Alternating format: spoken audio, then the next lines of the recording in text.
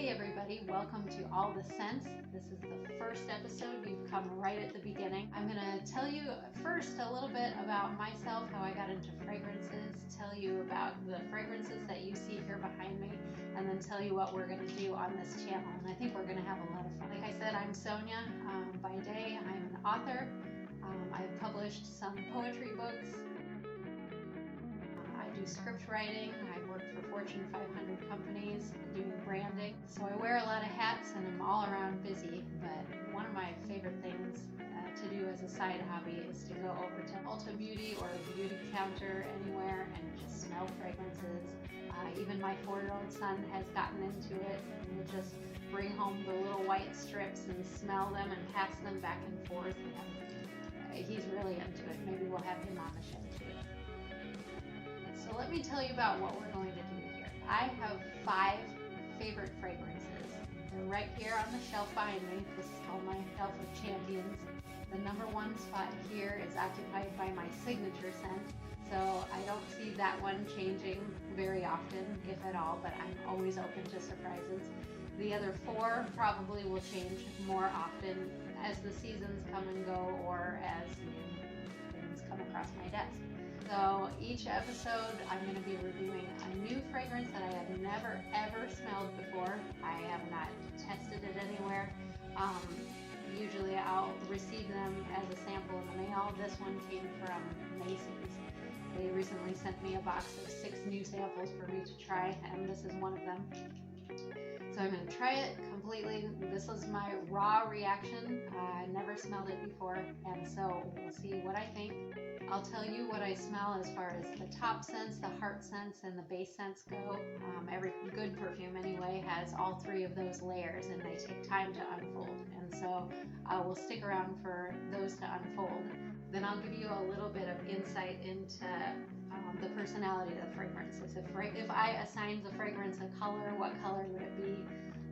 If I were to pick this fragrance for a certain age group of person, then I'll go into how I think it performed against my top 5 over there. Then at the end, I'll give it an overall assignment of bows. Bows are kind of my signature thing. So if I give a scent 5 bows, that's pretty much the best scent that there is out there. So let's get started. So the scent that I am going to be reviewing today, I have a little 8.8 milliliter eau de perfume. I'm not French, and you're going to learn that, by the way. I don't pronounce things correctly. This one, for instance, I'm going to guess that I would need some French knowledge. This one is called a Drop Dizzy, maybe? I'm not that great at French. I never know exactly what the D apostrophe is. I think you just add a D in front of the word. A Drop Dizzy by Issey Miyake. A Drop Dizzy by Issey Miyake. I think I got that right. Let me read to you on the back of the card what the fragrance story is. So it says, a drop magnifying the beauty of nature. A solar lilac accord enlightened by a musky note and an almond milk facet. So I'm expecting lilac, musk, and almond in here. I haven't read. I try to keep myself just as completely unbiased as possible because there are some scents out there that I already know I don't like. I don't like patchouli as a note. If there's patchouli in it at all, I will pass. But I don't want to be biased. I'm willing to try anything. So if this has patchouli in it, I don't know. But you're gonna get my raw reaction, smelling it completely uneducated, and we'll see what I think. So I've heard that you're supposed to spray it on a heat point, kind of like your wrist. Don't rub it, that will rub the top notes off. So I'm just going to spray it on and let you know what I think. I definitely get the lilac at first. Oh yeah, the lilac is coming out big time. But this actually smells really good. I don't smell a lot of alcohol, and this is an eau de perfume, so it's more concentrated than eau de toilette. It's actually a really lovely smell. I don't smell the musk and the almond yet, so I would call this kind of more of a soliflor, so I'm just smelling lilacs, and that's really all that I can smell. I gotta admit something to you guys though. At this point in my life, I might not be the best at picking out every single note. I'm recovering from COVID-19. I had it about a month ago, and it completely wiped out my sense of taste and smell, 100%. So over the past 4 weeks, it's been coming back slowly, and I feel like this past week, I finally can smell things again. But I don't know if it's 100% back yet. But this is lovely, and it's turning lovelier as time goes on. I think, so now that I've talked for a little bit, I think that I can smell some of the almond coming out. I do, and it smells great. That's the cool thing. So if you don't like a scent, wait 5 minutes and see what you think. If you don't like the initial top notes, you never know what you're gonna get. So far, I like the top notes and the heart notes a lot. Yeah, it's kind of a dark lilac. So when I think of lilac, of course, I think of mid-spring. Not a lot of lilacs grow around here in North Carolina, but where I'm from in rural southern Illinois, there were lots of lilacs, and that smell is one of my favorite smells of spring. That, along with honeysuckle, I would have to say are my two favorite floral notes, actually. And this has it. It's not kind of the earthy lilac smell that you would smell in nature. And I've heard that lilac is impossible, or almost impossible, to extract naturally, so they have to chemically synthesize it. They have to mix other scents together in order to create that lilac smell. And so, does it smell exactly like if I were to go out in my backyard in my native land and smell a bush?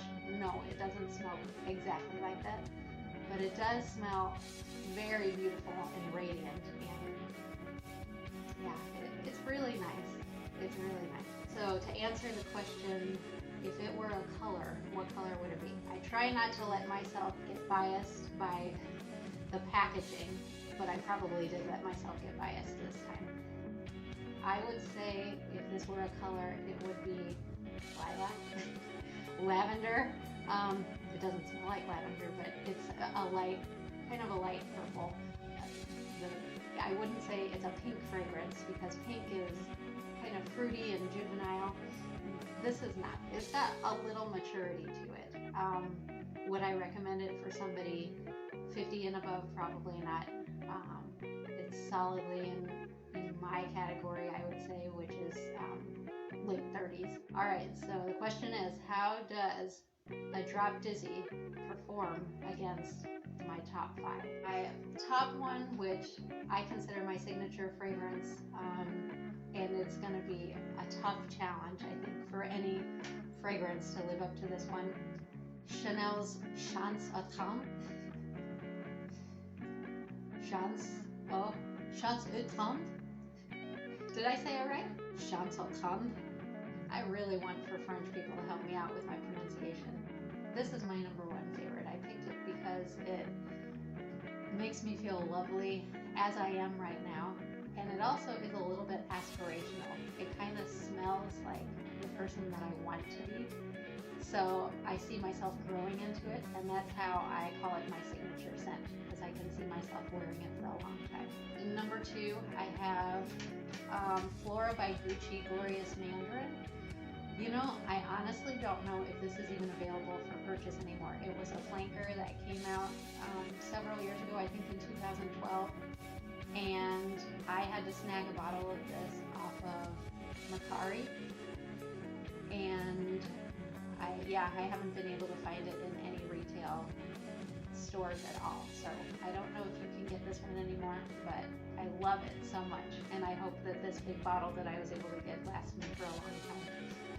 Then we've got, by Aerin, Mediterranean Honeysuckle. Now I know there's a new one that Aerin came out with this year called Mediterranean Honeysuckle in Bloom, and this one is not that one. This is the one from 2015, the original Mediterranean Honeysuckle, and I just love that. Like I said, lilac and honeysuckle are my 2 favorite florals, and so I knew that a honeysuckle would make its way into my favorite. Then we've got Amazing Grace Magnolia by Philosophy. It's a funny story how I came across this one. Estee Lauder came out with their new fragrance, Beautiful Magnolia, I love Magnolia scents too. Just under Lilac and Honeysuckle, I love Magnolia next. And so I was intrigued, so I went in to smell that one, and I'll do a review about that one later, but it just wasn't for me.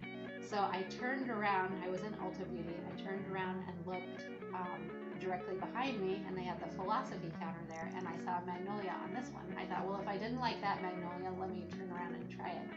And I fell in love. Like, to be honest, I'm not sure I smelled a Magnolia that strong, or it plays with other notes to make something more than itself.